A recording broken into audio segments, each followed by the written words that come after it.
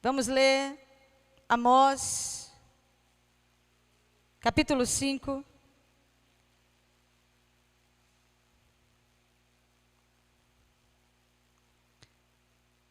Amós, capítulo 5.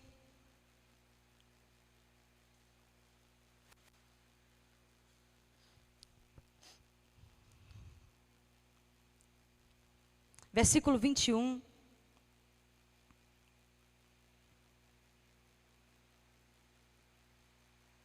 É um dos profetas mais incríveis que a Bíblia tem. A profecia que o Senhor queimou o seu coração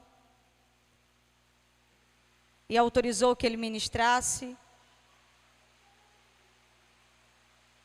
ela ainda está se cumprindo em nossos dias. Amós capítulo 5, versículo 21, até o versículo 24. Aborreço, desprezo as vossas festas, e com as vossas assembleias solenes não tenho nenhum prazer. E ainda que me ofereçais holocaustos e vossas ofertas de manjares, não me agradarei deles, nem atentarei para as ofertas pacíficas de vossos animais cevados. Afasta de mim o som dos teus cânticos, porque não ouvirei as melodias das tuas liras. Antes, corra o juízo como as águas, e a justiça como o ribeiro perene. Amém, meus irmãos? Eu já ministrei algo sobre isso. Na verdade, é um versículo que sempre está nos nossos lábios aqui,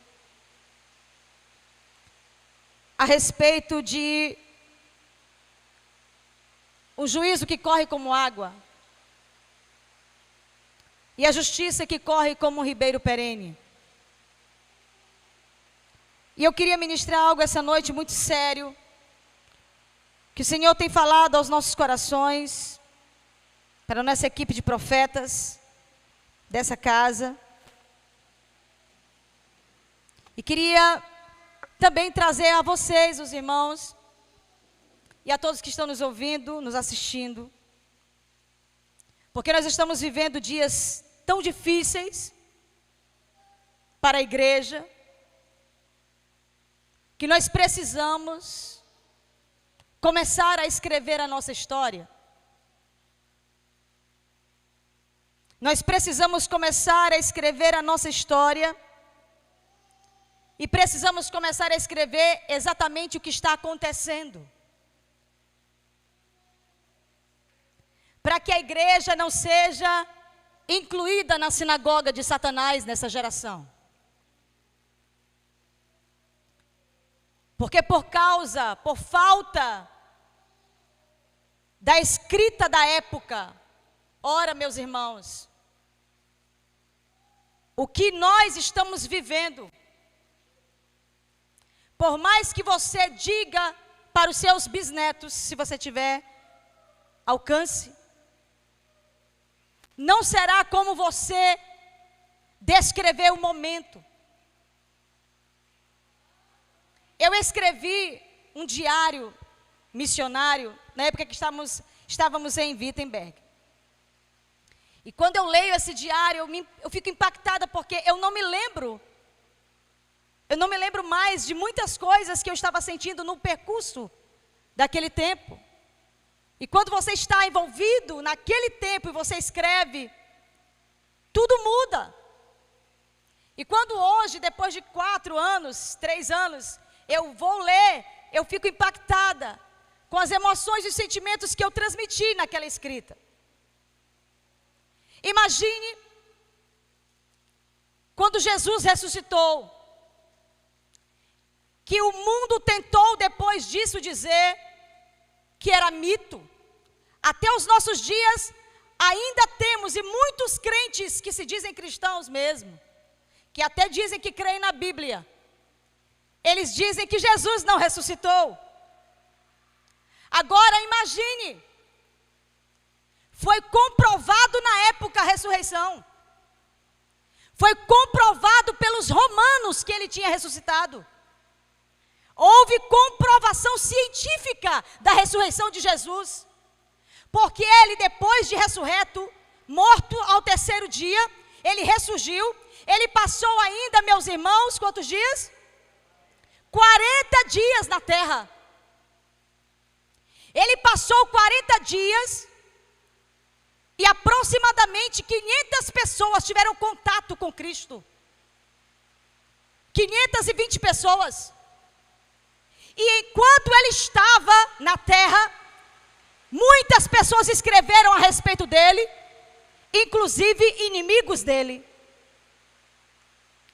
Quando Jesus foi assunto aos céus, haviam 500 testemunhas.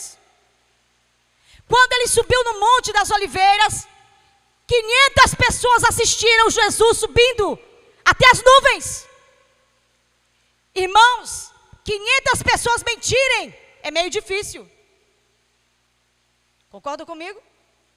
2 pessoas, 3 pessoas você até paga. Mas 500, todas assistiram à subida, à ascensão de Cristo. Você crê na ascensão de Cristo? Você crê que Ele ressuscitou dentre os mortos? Então, por mais que Roma tentasse apagar, por mais que o judaísmo quisesse apagar, haviam muitos interessados em apagar e chamá-lo de charlatão. Mas por mais que quisessem, hoje, mais de 7.000 pessoas escreveram na época a respeito dele. Você está entendendo o que eu estou falando? Mais de 7.000 escritos. Então não dá para alguém pegar as escrituras hoje e dizer, isso aqui é mentira. 500 pessoas viram e 7.000 escreveram. 7.000 diferentes.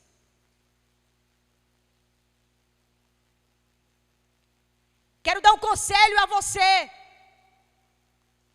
Comece a escrever o que está acontecendo agora. Porque se tivessem escritos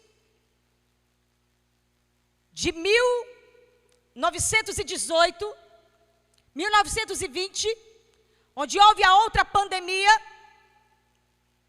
nós teríamos nos preparado muito mais. Muitos de nós só ouviu falar das outras pandemias por causa desta, sim ou não? Poucos se inscreveram. É como se alguém tivesse interesse de se esconder de fato, para que sempre as pessoas fossem pegas de surpresa.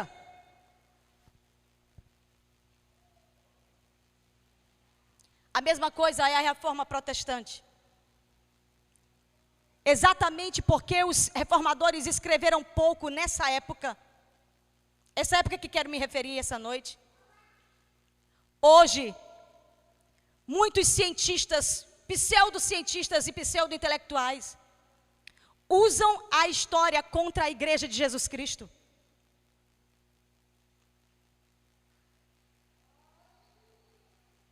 A pergunta que eu me fazia, quando eu comecei a estudar sobre a história da igreja, aonde estavam os verdadeiros cristãos, quando Hitler começou a matar os judeus? Aonde estavam os verdadeiros crentes? Eu não me conformava.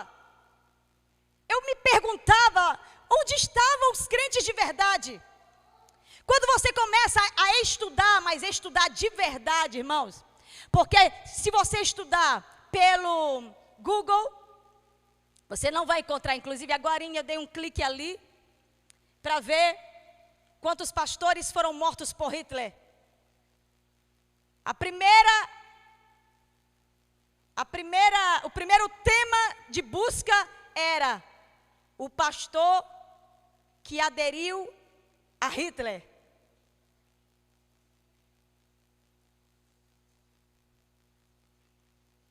Mas no dia 31 de outubro de 1939, mais de 1.000 pastores foram assassinados por Hitler. Na cidade de Wittenberg, mais de 1.000 pastores foram assassinados por Hitler. Por um motivo. Os pastores disseram, não nos submeteremos ao nazismo.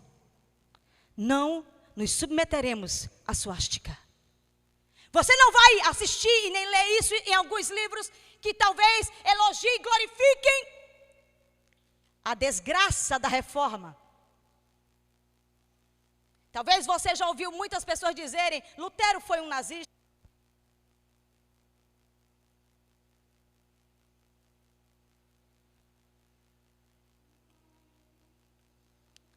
Apocalipse capítulo 2, versículo 8 ao 11, fala sobre a igreja de Esmirna.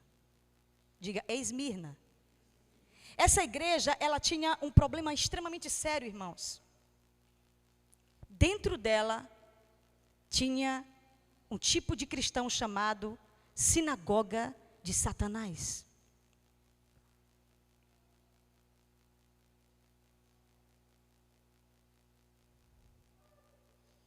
E o texto das Escrituras dizem assim: alguns se declaravam judeus e não são, mas mentem. E o Senhor disse que, na verdade, eles eram a sinagoga de Satanás.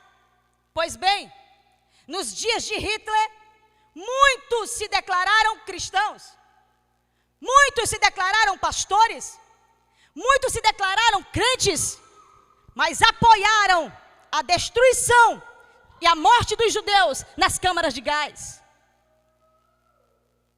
Sinagoga de Satanás.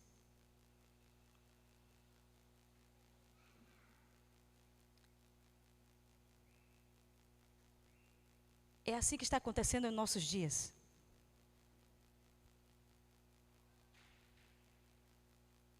Muitos estão dizendo que são crentes comunistas. Não existe crente comunista, irmão. É só tu estudar um pouquinho a história e tu vai perceber que a maior perseguição que a igreja já teve na Rússia, a parte oriental da Alemanha, foram dos comunistas.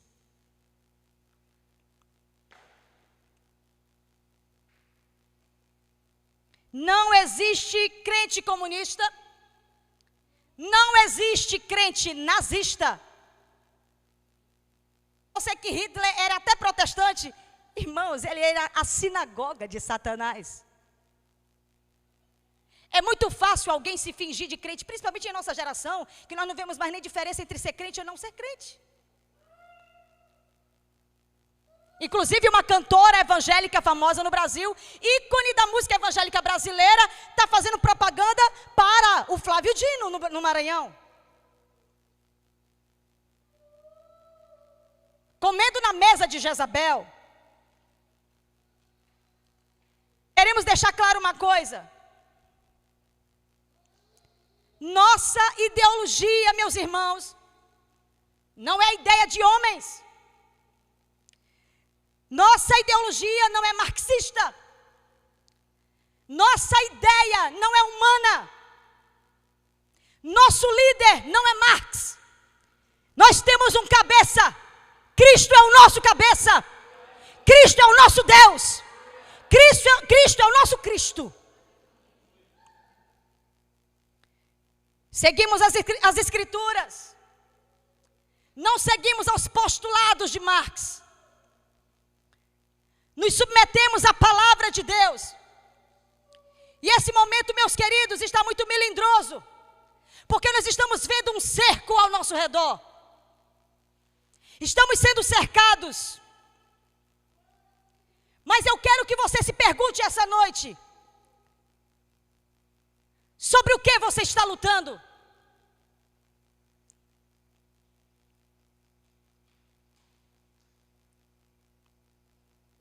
Quem te conhece sabe qual é a tua causa?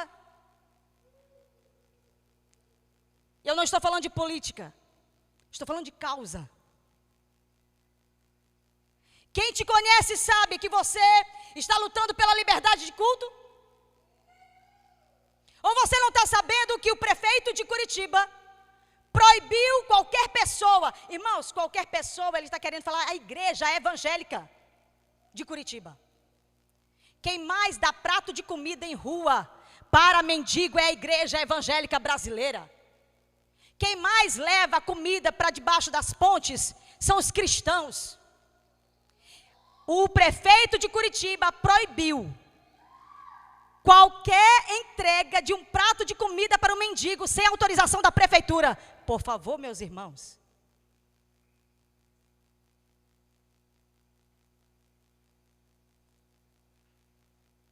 O prefeito de Belo Horizonte saiu ontem uma liminar para liberar os cultos no Brasil. O prefeito de Belo Horizonte disse: ninguém vai me fazer autorizar culto no Brasil, em Belo Horizonte.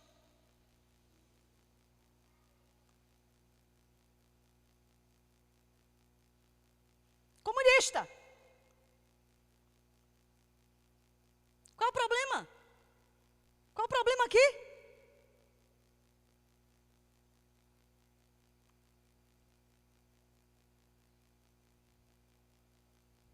Quem te conhece sabe por que você está aqui? Quem te conhece sabe que você tem uma causa? Quem te conhece sabe que você está lutando pela liberdade de culto? Quem te conhece sabe que você está lutando pela sua família? Quem te conhece sabe que você está lutando para que o homem seja homem, que mulher seja mulher e que criança seja criança?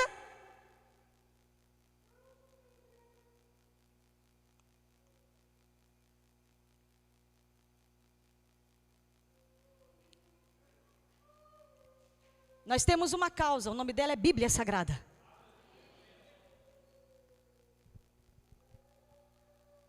Eu não quero levantar bandeira de homem nenhum longe de mim. Nós temos a palavra de Deus para nos submeter a ela. Ela é a nossa lei. Então, irmãos, meus queridos irmãos, nós estamos caminhando para uma situação muito séria. Essa situação séria vai exigir de nós uma posição. Ou então nos tornaremos a sinagoga de Satanás, como a igreja reformada de 1940.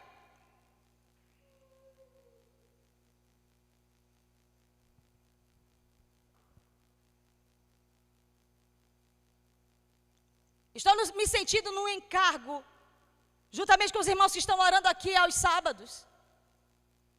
Estamos nos sentindo com o encargo de orar por isso e de lutar por isso.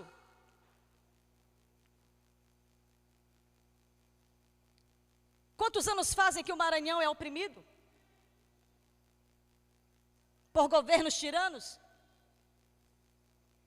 Quantos anos fazem? Nós saímos de 50 anos de uma leva de roubo e corrupção. E depois entrou um outro que está querendo destruir o Estado.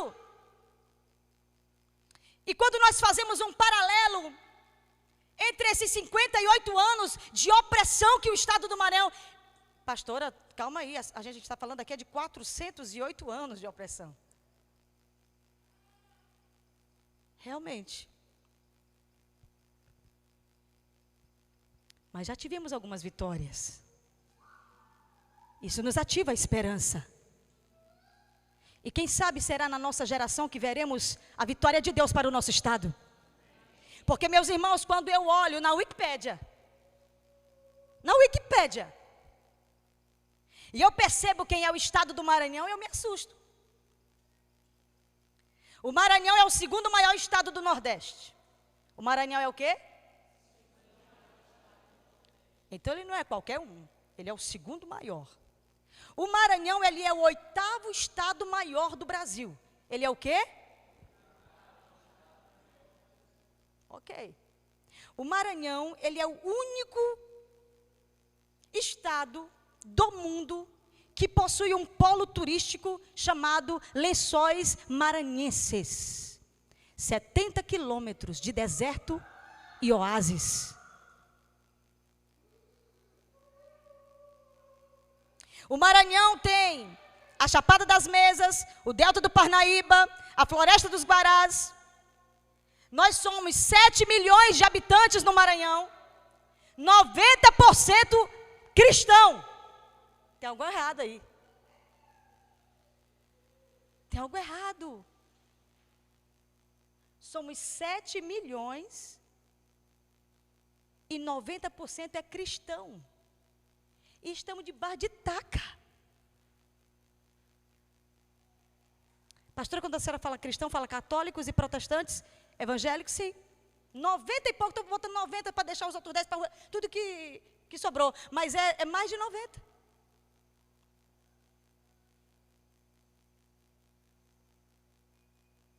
Nós somos o 4º estado mais rico da região Nordeste. O que eu disse, irmãos? O 4º estado mais rico da região Nordeste. E nós somos o 17º estado mais rico do Brasil. Calma aí, pastora. O 17º estado mais rico do Brasil. O nosso PIB, queridos, o nosso produto interno bruto, aquilo que nós fazemos, produzimos dentro do próprio estado. Nós somos ricos em alumínio, sim ou não? É só tu lembrar da Alumar. Alumínio, celulose, madeira, alimentos como babaçu, soja, mandioca, arroz, milho, rica pecuária, que é a minha região, o sul do Maranhão. E sabe qual é o ranking que nós estamos de pobreza? Nós somos o primeiro estado do Brasil mais pobre. Olhe para mim. Tem algo errado ou não tem, irmãos?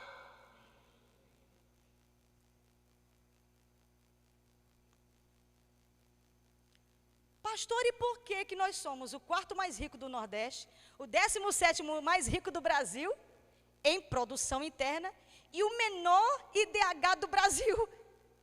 Um problema nós temos, político.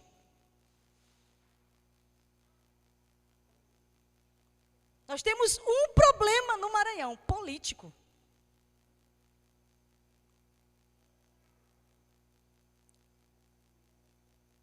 Nosso povo é trabalhador. O nome do nosso bairro é Cidade Operária. Se você for qualquer hora, na avenida principal do nosso bairro, você vai ver as pessoas trabalhando feito loucos. Povo trabalhador, hospitaleiro, bondoso. Se alguém souber que alguém está passando necessidade, ele se junta ali e organiza logo dar alguma coisa para alguém. Nosso povo é um povo bom. Mas nós somos 217 municípios governados por corrupção.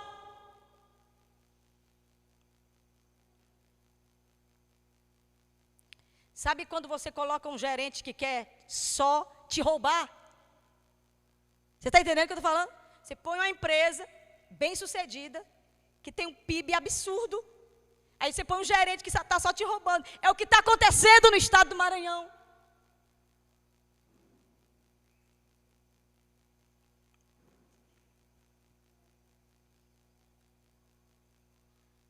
Qual é o nosso problema? A igreja está concordando com isso. A igreja está concordando com isso. Como Hitler. Como a igreja aqui estava concordando com Hitler.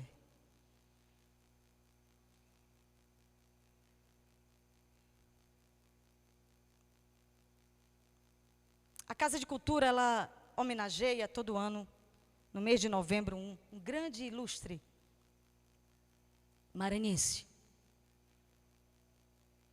Por consideração é maranhense, mas era um judeu. Foi vereador da cidade de São Luís. E depois, por um ano, governou o estado, governou a cidade. Tomou das mãos de Portugal. O nome dele, Manuel Beckmann. Século XVII, 1684 a 1685.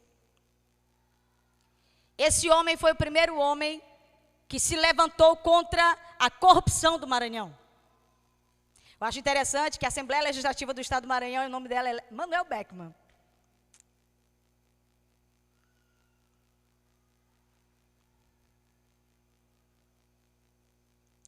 esse homem se indignou com a fome que o nosso povo passava. E se levantou contra a coroa portuguesa e disse: não vai mais sair um centavo daqui para Portugal.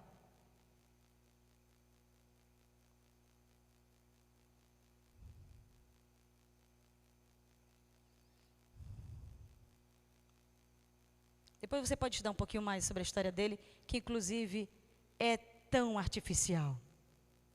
É contada tão artificial.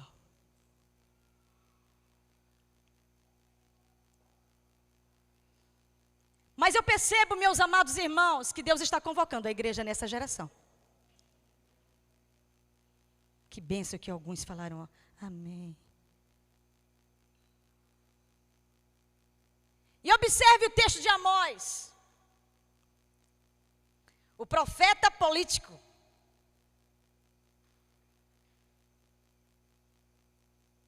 Amós era um boieiro, como diz a Bíblia, um vaqueiro. Um vaqueiro, vocês sabem? Cuidava de gado.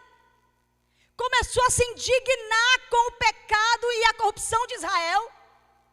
E Deus tomou a boca dele, ele foi bater em Jerusalém e começou a profetizar contra o sinédrio, contra os sacerdotes, contra os ricos, contra a corrupção. Amós. É interessante, se você ler o livro, você vai perceber que os sacerdotes estavam perguntando assim: quem é ele? De onde ele veio? De que família ele é? De lugar nenhum, qualquer um. Deus escolheu uma pessoa anônima, irmãos, para fazer uma revolução intelectual. E hoje eu me vejo com esse texto de Amós, tão atual para os nossos dias. Quando Amós foi para o templo e disse assim: vocês estão pensando que Deus está interessado nas festas, nas músicas de vocês? Isso para Deus é barulho. Uau! Ei, irmãos, ele está falando para os judeus.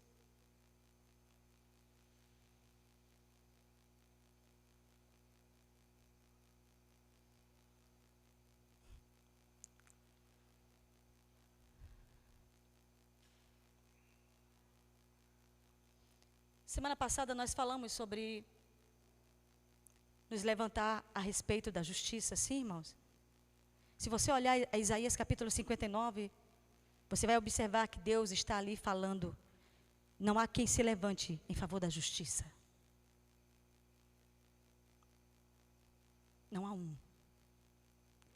Eu fico assim meio indignada comigo mesma, quando o Senhor diz: não há um que se levante pela justiça, nem pela verdade.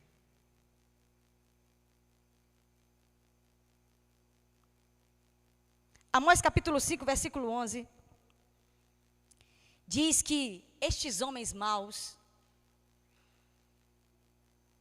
esses líderes religiosos e políticos, eles pisam o pobre e exigem tributo do seu trabalho, aflige o justo e toma suborno e rejeita os necessitados.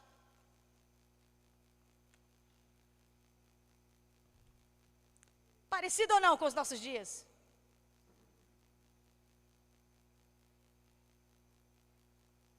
Pastor, o que a igreja tem com isso? Eu pensei que eu ia ouvir aqui uma palavra de vitória contra o Covid.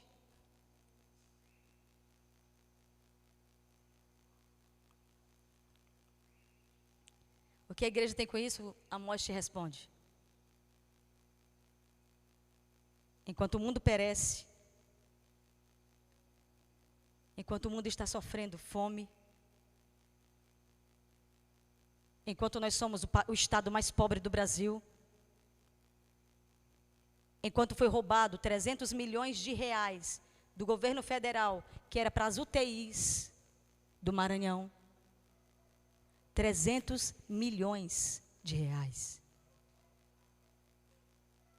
E eu e você não conhece uma UTI do Estado que foi feito especificamente para socorrer os enfermos nesse instante. 300 milhões. Tu sabe o que é isso? Eu não tenho nem ideia, irmão, do que é 1 milhão. Imagine 300 milhões.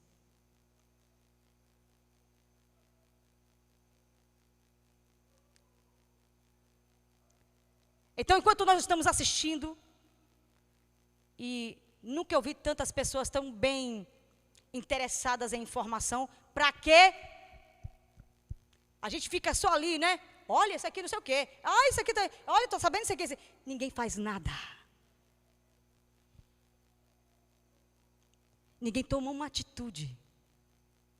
Meus irmãos, sinceramente, olhem para mim. É vergonhoso hoje o estado do Maranhão não ter um representante que se oponha a esse sistema maldito. Nós não temos um representante. Nós não temos um homem de Deus. Nós não temos uma mulher de Deus que diga assim: Deus me levantou para isso, ou mesmo não usando o nome de Deus, mas se levantando pela justiça. Contra o que está acontecendo, essa opressão.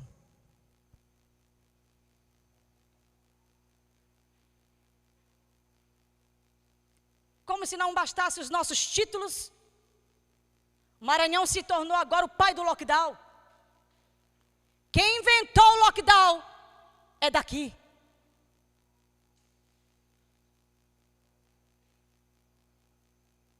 O profeta Amós diz: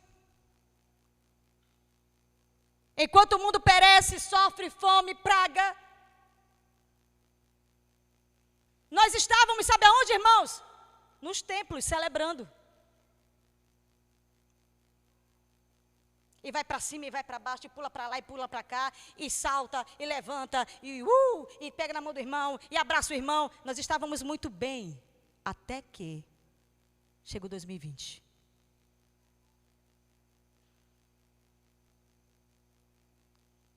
E os comunistas mandaram fechar as igrejas.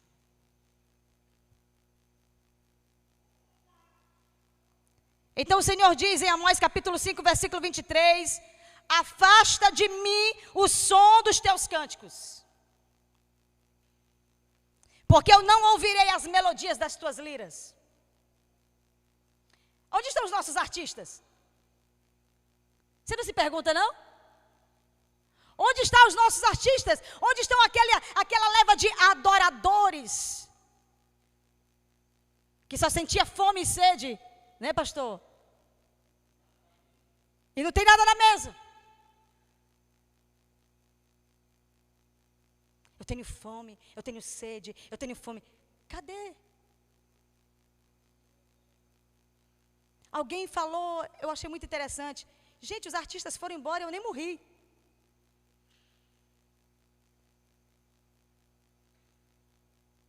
E quando aparece a artista evangélica agora, chamou uma amiga minha de camarada. A minha amiga foi lá falar para ela: o teu posicionamento é contra as escrituras. Irmã, para a cantora evangélica do Rio de Janeiro, o teu posicionamento é contra as escrituras. Ela pegou e mandou um camarada para ela. Aí ela disse: eu não sou sua camarada. Vocês sabem que essa é a expressão que os comunistas usam? É camarada, camarada. Pois é, cantando e pegando dinheiro da igreja. Quantos anos? No altar. O Amós está dizendo assim: olha, basta. Basta dos teus cânticos. Me dói os ouvidos. Sabe o que eu quero de vocês agora? Disse Deus através de Amós.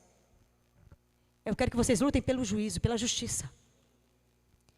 Eu quero ver a justiça de Deus correndo como um rio.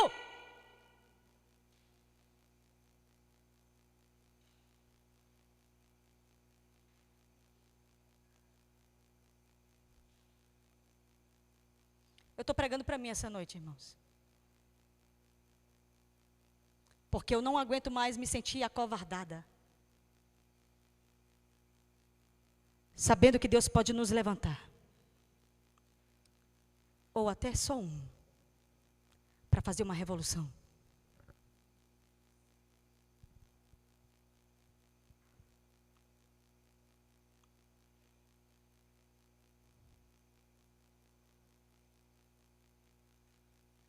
É um momento muito especial para nós. A nossa equipe de intercessores e profetas estão clamando por justiça no Brasil.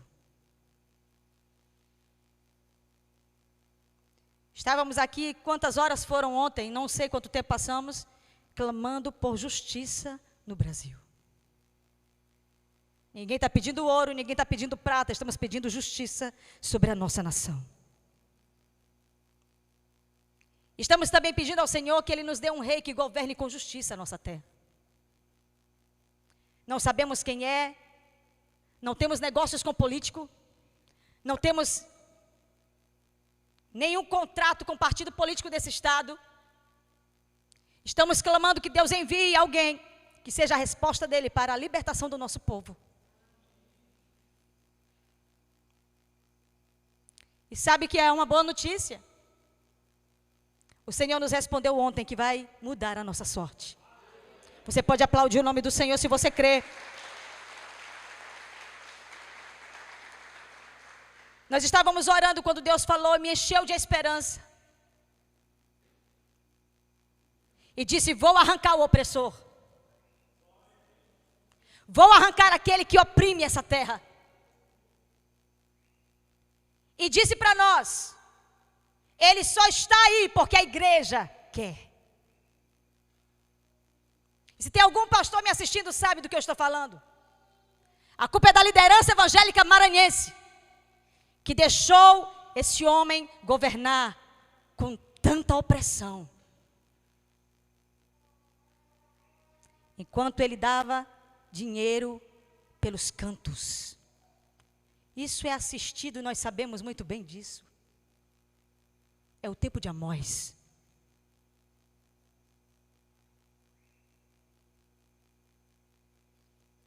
Mas o Senhor também nos falou algo. Eu estou falando só as profecias que nós temos recebido. Eu estou soltando as palavras. E eu gostaria que você, como igreja, compreendesse isso essa noite. Por isso eu pedi paciência.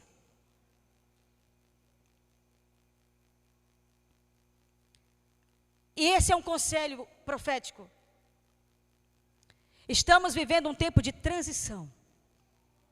Cuidado. Essa foi a palavra que Deus nos deu ontem. É um tempo de transição. Cuidado. Tudo que você falar vai ser liberado e você vai colher mais tarde.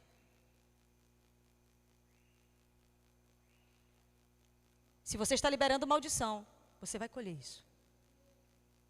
Se você está liberando bênçãos, você vai colher isso. É um tempo espiritual que está se movendo sobre a nossa terra.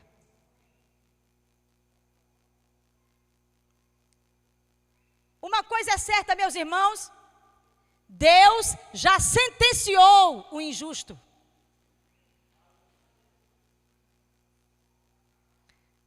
Deus não o tratará como inocente.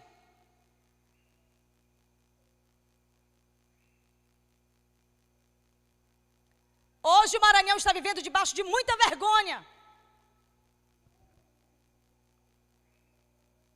Muita vergonha.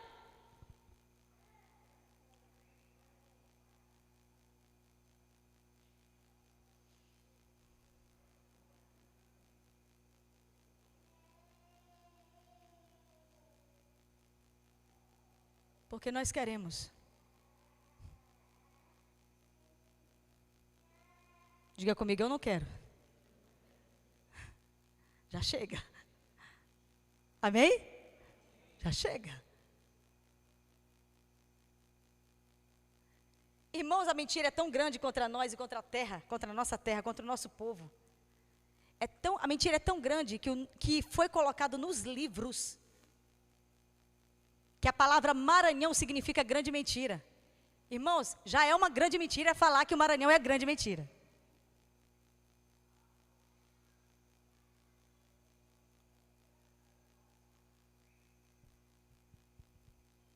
Eu falo ou não falo?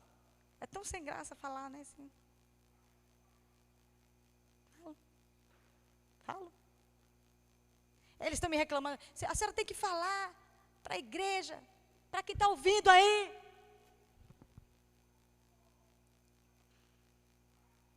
A palavra Mara, ela não é tupi. A palavra Maíra é tupi. Maíra Uão é tupi. A palavra Maíra Uão significa espírito elevado. Uau! Cidade das alturas. Uau! E quando nós começamos a estudar sobre Maíra Uão ou Maíra, nós descobrimos que essa palavra é aramaica. Então nós podemos até concluir que entre o tupi e o aramaico é mais antigo.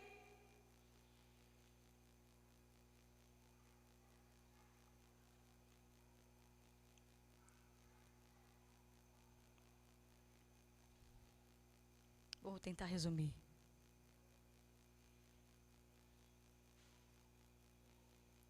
Maíra Uão significa cidade vigiada por Deus.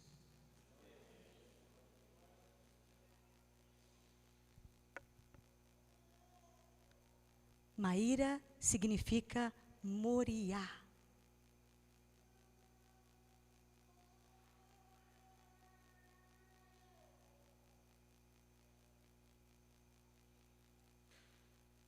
Quando alguém disser, Maranhão é uma grande mentira, Maranhão é um emaranhado, Maranhão é blá, blá, blá, blá, blá. Aí tu canta, Maíra, Maíra.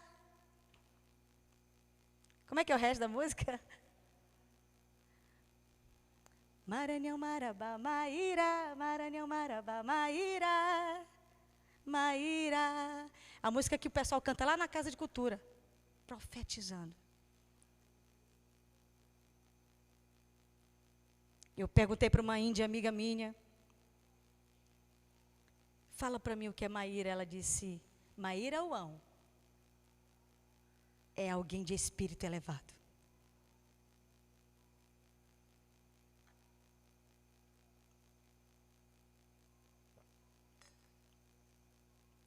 Quando a gente está liberando as palavras proféticas, a gente compreende essas coisas muito fortemente, irmãos. É interessante. Porque aí a gente se lembra das palavras proféticas que o Maranhão já recebeu. E uma delas que nós já falamos aqui muitas vezes, que nós somos cabeça. A cabeça do país é Maíra Uão. E quando você começa a perceber que Deus chama essa cidade de cidade elevada, de espírito elevado. Quando nós percebemos que Maíra Uão significa espírito elevado, nós começamos a perceber, meus irmãos, que não é mais uma coisa natural, é uma coisa espiritual. Eu poderia dar aqui todos os nomes e significados que nós especulamos até chegar nisso.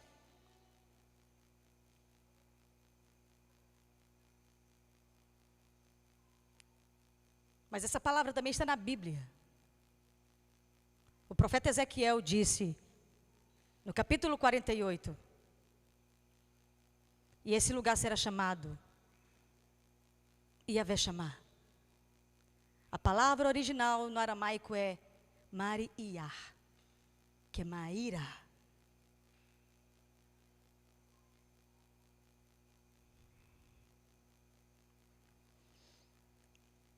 Não sei o que aconteceu no seu espírito. Mas eu percebi que você está em muito silêncio.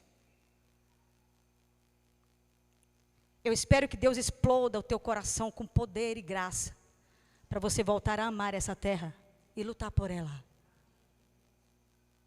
Porque alguém está tentando nos enganar, que nós somos cauda.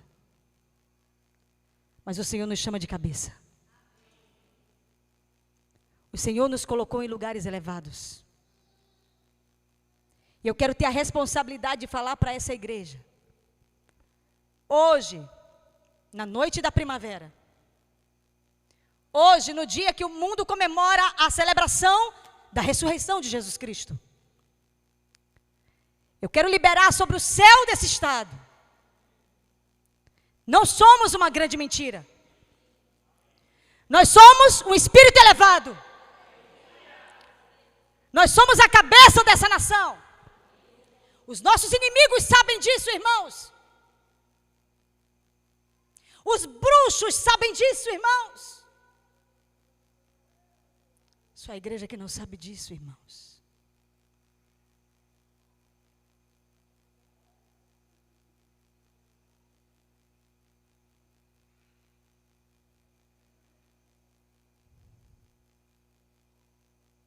Eu não vou falar muito.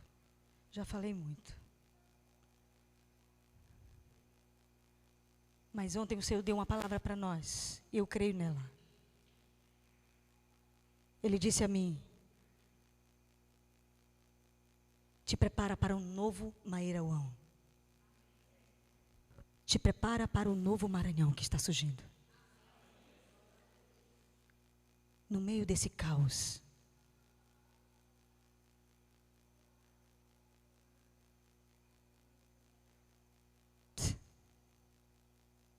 Desgraçados incrédulos, né? Nós falamos inclusive sobre isso ontem. E eu falei para vocês que eu não gosto de falar isso para todo mundo. Porque incrédulo é incrédulo para tudo. Eu não gosto de lançar pérolas.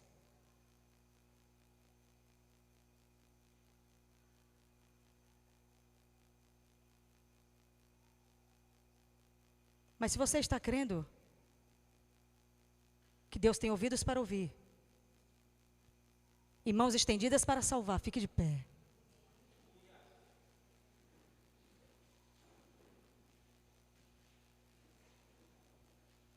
Queria convidar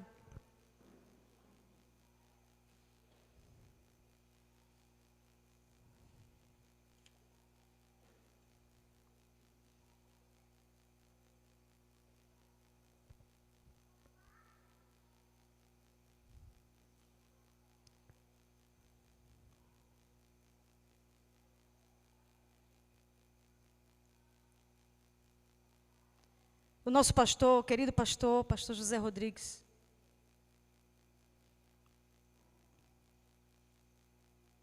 Ele disse que antes do arrebatamento da igreja, nós viveremos um avivamento de justiça.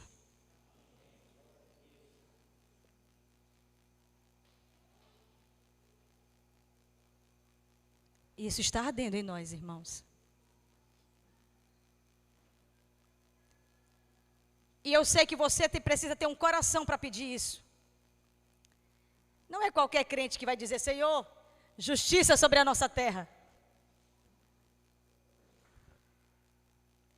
Tem que ser profeta. Tem que ser muito especial para dizer: justiça sobre a nossa terra.